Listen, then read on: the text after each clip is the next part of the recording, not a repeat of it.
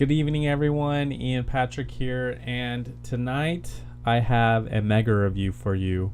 Now, when it's an amazing movie with a lot of history and a lot to talk about, the reviews tend to go on a little bit longer.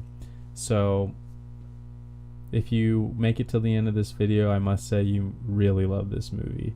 I've only done one other mega review, and that was of Duel in the Sun, but let's just get right to the chase. So tonight's movie is Gaslight. And Gaslight is a pretty well-known classic, I would say. Gaslight came out in 1944. It is a MGM psychological thriller, and it was directed by the famous director George Cukor. And it has an amazing cast.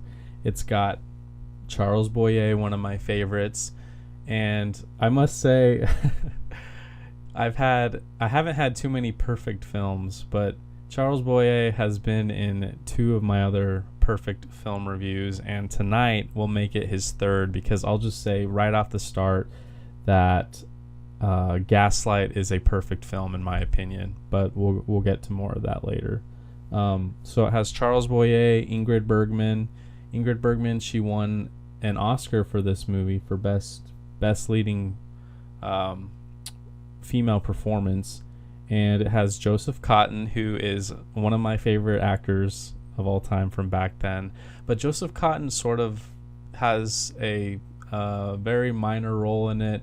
In fact, he's a little bit overshadowed by Charles Boyer's performance and Ingrid Bergman's amazing performances, so you don't really notice too much of Joseph Cotten in this movie, in my opinion. He has a subtly good performance, though.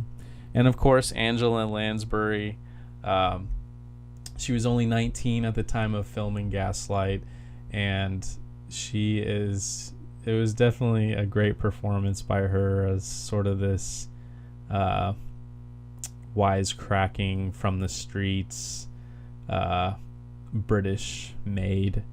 But she was nominated for an Academy Award, and this was like her first ever acting job. So the people over at the Oscars really, really liked her performance, apparently, but she didn't win. And I will note that Charles Boyer, actually not Boyer, but Ingrid Bergman and Joseph Cotten were loaned out to MGM by David O. Selznick.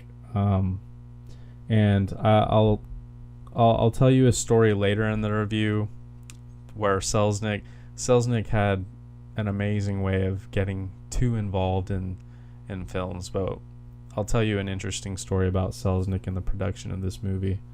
But Ingrid Bergman may have not been in this movie, and Greer Garson was the backup plan, basically. But thankfully, we didn't have to have Greer Garson in this film. So this movie is based off a play, a very popular film, or a very popular play that came out in England at the time in the early 40s, I believe. And it was actually made into a movie in around, I think, 1940 or 41. There's another version of Gaslight that came out before this. I've never seen it, but apparently it's a great film. And it's called Angel Street, if I'm correct there. And I've never seen it. I probably will never see it because Gaslight is my version of Gaslight, and I don't want it to be distracted by a different version, because this movie it sort of means a lot to me personally. Like I said, it's perfect film to me. I saw this when I was probably my early teens, so one of those earlier classics that I saw in my life, which gives some personal sentiment to it, because I still remember to this day it was like a cold winter night and it was late, and I just stumbled upon Gaslight, and this is one of those movies that made me fall in love with classic films. So have a lot of personal love for the film. But Charles Boyer, he plays Gregory Anton. Anton. And I will say he is the master of manipulation. In fact, the term gaslighting someone originated from the play and from these movies. But anyway, he's the master of manipulation. I'll get to that more when we talk about the plot. And Ingrid Bergman, she plays Paula, my love. I love how Boye says Paula's name.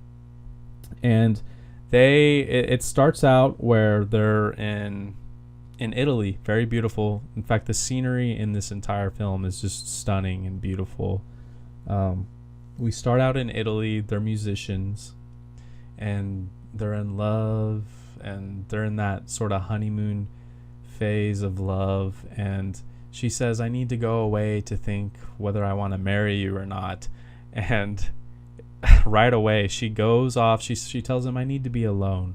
She goes on a train, and when she arrives at her destination, she gets off the train, and Boye basically followed her there. And right away you're like, this is kind of stalker-ish. This is kind of overly attached boyfriend.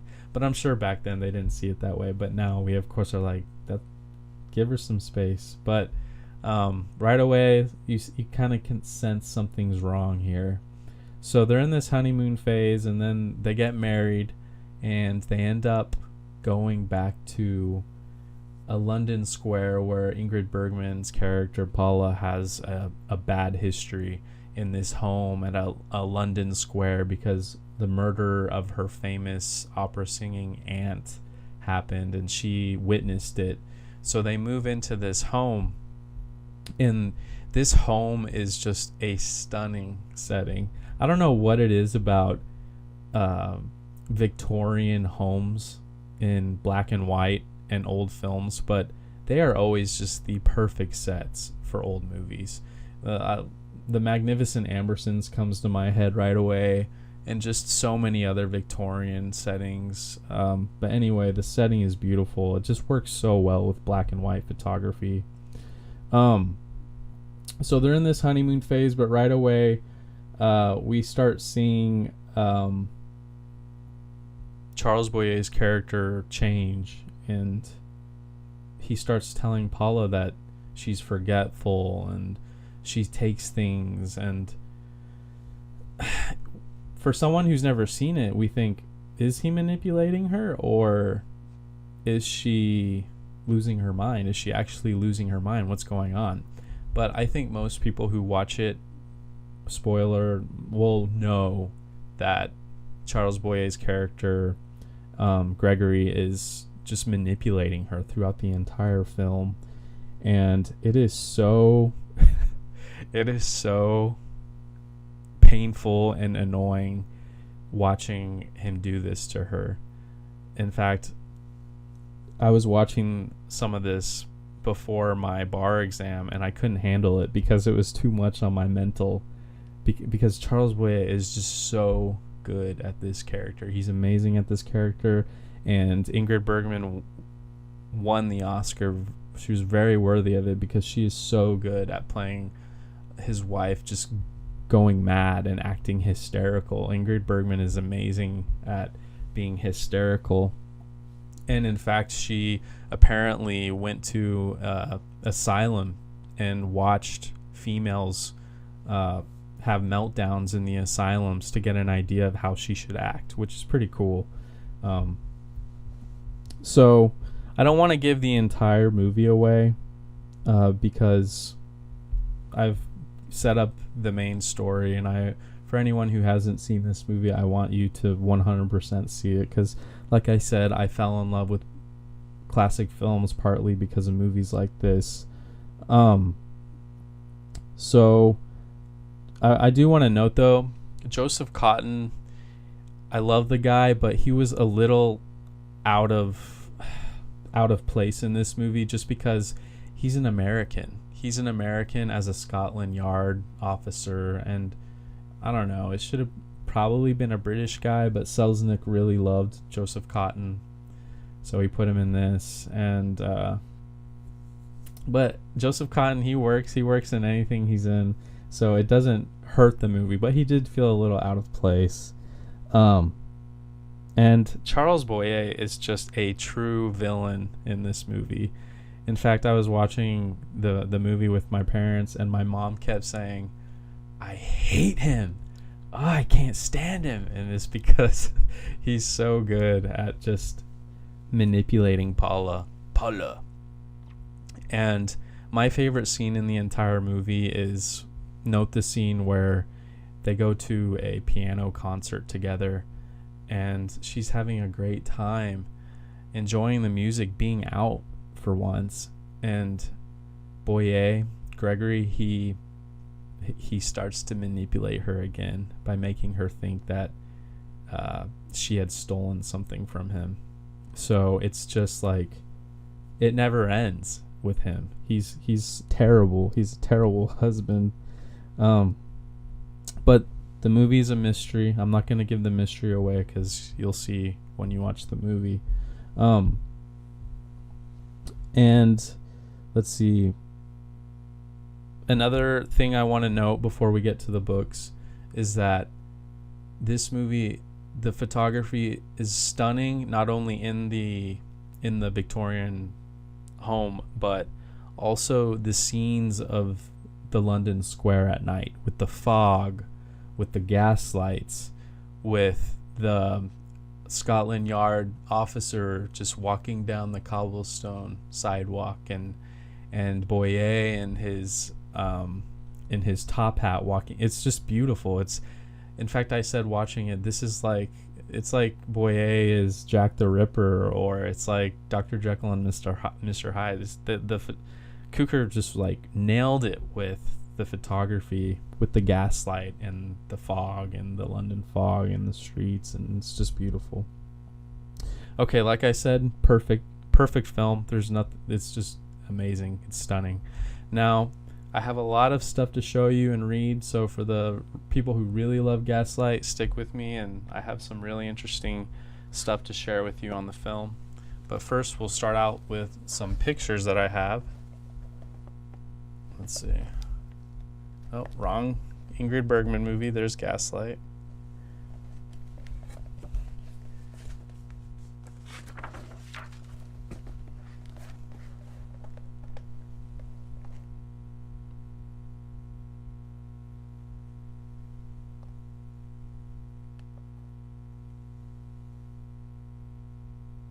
That's the scene I was talking about that I love the most. When he's opening up the purse. Paula, did you take it from me?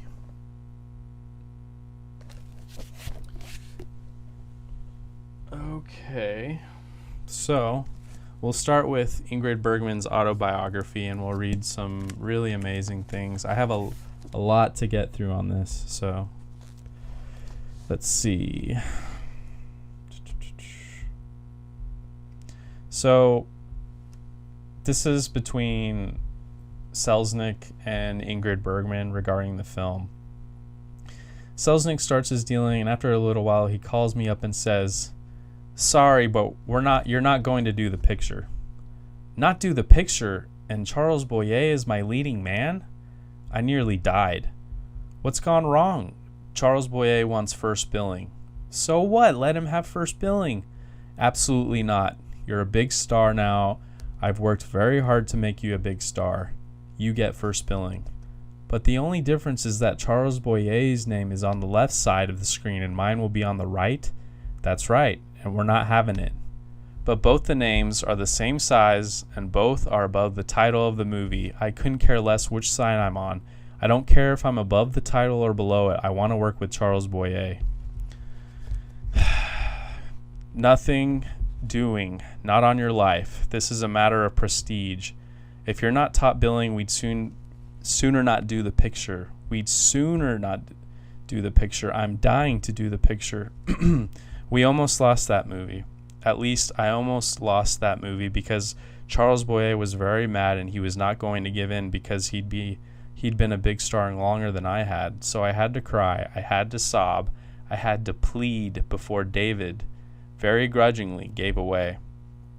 So thank God that David O. Selznick was like, okay, you can be in the film. But Selznick was really tough in certain situations with productions. The next difficulty came with the first scene we shot. I have always pleaded with my directors, please, please don't start the film with a love scene. And I've always seemed to land with a passionate love embrace before I've even been introduced to my leading man. This is really funny. And with Charles Boyer, it was absurd. Our opening shot, out of sequence as always, was when I arrived at a railway station in Italy. I leapt out of the carriage and raced across to where Charles was standing in the middle of the platform, waiting to catch me in his arms, passionately embrace me and kiss me. No woman in her right mind would object to being kissed by Boyer, but I had to do all the running because there he was, all alone in the middle of the platform, perched up on a ridiculous little box, since I was quite a few inches taller than he. So I had to rush up and be careful not to kick the box and go into my act. It was easier for us to die of laughter than to look like lovers. Then she goes on to talk about how she loves Boyer and respects him. But I thought Boyer was the most intelligent actor I've ever worked with and one of the very nicest. He was widely read and well educated and so different. He opened the French Library on La Cinéga Boulevard and formed a French society there. He had that wonderful voice and accent and those eyes, those beautiful velvet eyes. In Gaslight, he played the man who marries me and then tries to drive me insane because he's really after my aunt's old jewels. Charles, and then she goes on to talk about his relationship with his wife. For at least 10 years, they had been trying for a baby. Then a few months before Gaslight, his wife had become pregnant. So during the filming, Charles was always rushing to the telephone to call home to see if anything was happening. And I'll never forget, the phone rang, Charles rushed off, and back he came with tears streaming down his face. He had a son. Champagne. Everybody had to have champagne. More champagne, and Charles's tears falling into every glass. There was no more shooting that day. You'd think no one in the world had ever had a son before. And there's a beautiful picture from the movie in this. Oop.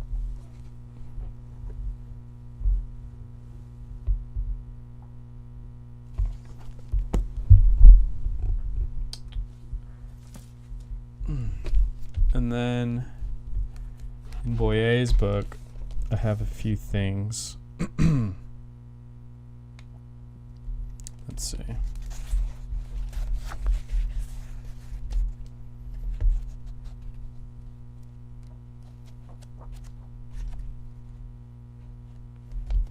Here.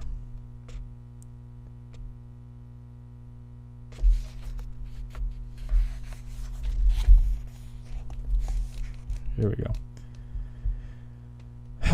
But he went after Gaslight. As soon as MGM, this is about Boyer really wanting to be in the movie. He went after Gaslight as soon as MGM announced its intention of producing an elaborate film with George Cukor as director. He was determined to play the wily Gregory Anton, who charms an impressionable and love-struck young woman into marriage to get her jewels. So Boyer usually just took whatever role was given to him, but he really, really wanted to be in this movie. And it's interesting because Boyer was actually very pleased with his performance in Gaslight. He was very critical of his work, and usually he wasn't pleased, but with his performance in Gaslight, he was proud of it. And he was up for an Oscar for Best Actor, but he lost. And this is funny about that. He said that in 1937 he had voted for his own performance as Napoleon, hoping to win, and that in 1938 he of course wanted to win for Algiers, another perfect film, but did not deserve to, and knew he'd win anyway, so he had voted for Leslie Howard's role in Pygmalion, another good movie.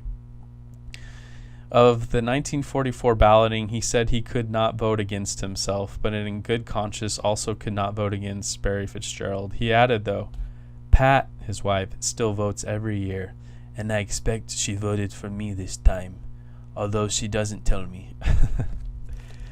So, it's sad that he didn't win for this movie, Gaslight, but can't win them all. And there was probably a lot of lobbying done. And this final story I have, it's quite a long story, so if you're not interested, I understand. You can check me out in future reviews. But this next story is from Joseph Cotten's autobiography, and it's regarding a little incident he had with Ingrid Bergman around the time of filming this. And I didn't see it anywhere online, so I thought I'd share it with you all. It was during Gaslight that we started thinking of ourselves as slaves bound in golden chains, or solvent serfdom, as it finally becoming known. He's talking about how he's contracted with Selznick and the whole producers and all that mess. David Selznick liked to work, and he worked hard, but he accepted leisure as an earned reward and treated it with responsibility. He loved parties, big parties, particularly big Hollywood parties. Where else in the world could you gather so many beautiful people in one room? He said frequently he did gather rooms, tents, seacoasts jammed with beautiful people. Let's see. It was, and then he goes on to say that the party was in the middle of the week. He and Ingrid Bergman were invited to one of Selznick's parties, and the working members of his stable of stars, particularly those of us with early calls the next day, began to feel the weight of the yoke. It was arranged that I would bring Ingrid Bergman directly from MGM as soon as we had finished filming Gaslight for the day, and changed into our party clothes. Instead of party clothes, however, we went to the wardrobe department, where Ingrid changed into a waitress's outfit, complete with white apron, cuffs, and that pretty white thing on the head. I slipped into a rather handsome white jacket, and we sneaked through Selznick's back door into the kitchen. We knew the butler, Stevens, and thought the swinging door was marked with hors d'oeuvre. How do you say that word? With the food that the hors d'oeuvre. I can't say it right now. Forget it. Awaiting applause on our entrance. Next to a disastrous souffle, our act was the flattest thing ever to pass through a kitchen door. I never realized before, but we simply did not notice the faces that belonged to the hands that pass all those little things before dinner. Louis B. Mayer's daughter was heard to say, "That maid bears a strong resemblance to Ingrid Bergman, doesn't she?" Then she turned immediately to her chatting. Our trays were now empty, and we sheepishly crawled back to the kitchen. Stevens had put Ingrid's evening dress in a guest room, and she started up the back stairs to change. We can't give up now," I said. "Come on, let's try one more." "All right," she said, "but you must promise to stay between me and the man with the red mustache. My tray seems above his reach." Stevens gave us more of those the tray of food, and I followed Ingrid. Just before we entered the living room, a waiter bearing a tray full of drinks came our way. Each of us took a drink, knocked it back, and returned the glass to the tray before the waiter knew what had happened. The man with the red mustache approached Ingrid. "Don't leave me," she whispered to me. "Never," I said as I took another glass from a passing tray. I downed it, but the waiter kept walking, so I put my empty glass on my tray. It was a little unbalanced. As the mustache got closer to my Swedish friend, I leaped in between them, stamped my feet like a Spanish dancer, and twirling my tray above my head. The red mustache moved to his left and reached his arm out, not quite in the vicinity of Ingrid's tray. I grabbed my empty glass and put it in his hand, and took Ingrid by the arm and said, "Come along, Martha. We only agreed to work 1 hour. Remember, all our children are waiting for us." I had taken Ingrid by the arm, which with which she was holding her tray. It crashed to the floor. The barman appeared again and tripped over Ingrid's tray. She grabbed 2 drinks and knocked them back just before his tray clattered to the floor. "These people are a disgrace," said Red Mustache, slurring his speech. "You, sir, are no gentleman," I said, and gave his mustache an impertinent tweak. It came off in my hand, and I was staring into the face of Errol Flynn. "What the devil are you doing here?" I said. I got my mic. "I don't know," replied a very glassy-eyed Errol. Where am I, and who's the sexy Swedish chick?" All eyes were on us. David said, "Ingrid, Joe, how wonderful to see you both. But why did you think this was a costume party?" "Isn't it?" said Ingrid. "And what's he doing here?" David continued, glaring at Errol. He's just a leprechaun we brought along for a gag," I said. Then quietly to Errol, I said, "Good night. The back door's just behind you. Gotta be more action out there. Good night, old boy." He turned and walked as if on eggs until he disappeared on into the darkness. After he'd left, I held Ingrid's hand and did a deep bow. My head swam and she curtsied. Ingrid said, "Get me out of here. I feel ill." So there is one crazy story dealing with old Errol. Errol pops up in so many of these books. So many crazy stories. Well, that's going to do it for this mega review. Please see Gaslight if you haven't. It's a magical film. If you haven't seen if you haven't seen many classics, this movie might make you fall in love with the old classics just like it did for me. Till next time, have a good one, everyone.